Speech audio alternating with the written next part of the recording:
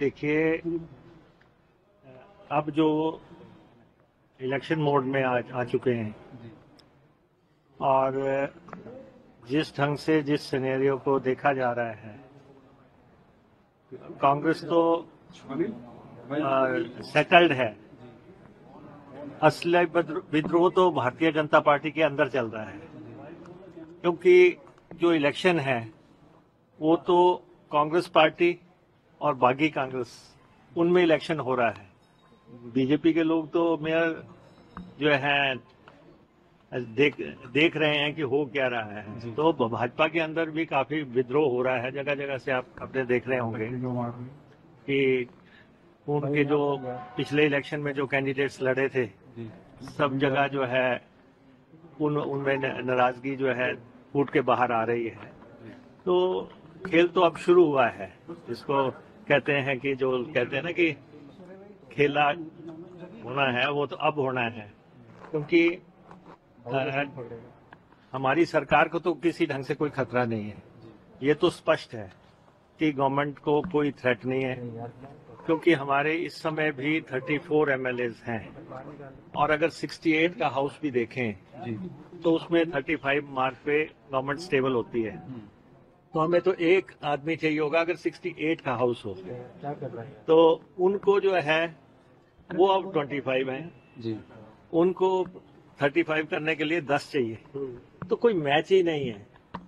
और अब जो इलेक्शन होगा और जिन इश्यूज पे हो रहा है वो अगर आप देखें तो जैसे ही, हालांकि विपक्ष के नेता ये कहते हैं कि 4 जून को जो है उनकी सरकार बनेगी, वो बताएं कि कौन से आंकड़े में उनकी सरकार बनती है। कोई आंकड़ा नहीं है आज की डेट में।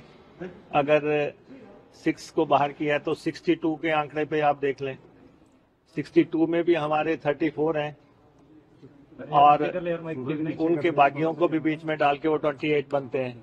अगर बागी जो इंडिपेंडेंट्स हैं, अगर उनको भी हटा दिया जाए, अगर उनका भी चुनाव हो जाए, तब वो 25 हैं और हम 34 हैं। इससे कहा जा रहा है कि और भी कुछ विधायक हैं उनके संपर्क में, ऐसा भी कहा जा रहा है। और जो ऐसा है जो हो गया सो हो गया। दिल बहलाने के लिए गालिब ख्याल अच्छा है। कांग्रेस पूरी तरह अब सजग है, पूरी तरह सतर्क है। 34 के 34 से आप लोग अब हमारे जो विधायक दल है उसको परिंदा भी पर नहीं मार सकते। लगता है वो बड़ा होता जा रहा है। आज जिस तरह से विरोध प्रदर्शन बीजेपी ने किया है उसको किस तरह से देखते हैं? आपको लगता है कि गलती कांग्रेस की तरफ से भी हुई है, खासतौर पे जिस तरह से वो ट्वीट किया गया था या ऐसा है कि महिलाओं की ये बात कर रहे हैं। जब हम हिमाचल प्रदेश की महिलाओं को 1500 रुपया दे रहे हैं, जब हम उसकी नोटिफिकेशन करते हैं, जब हम पैसा डालने लगते हैं, तो जयराम ठाकुर और उनकी पूरी Bharatiya Janata party election commission के दरबार चली जाती है कि महिलाओं को ये पैसा ना दिया जाए। तो महिलाओं का इश्यू बुझाने की बात तो भाजपा छोड़ दे। बाकी इलेक्शन आ रहा है, इलेक्शन में आमने सामने बात होगी और इश्यूज पे बात होगी। प्रदेश के इश्यूज की हम बात करेंगे। हमने 2 बहुत बड़े वायदे जनता के पूरे किए हैं।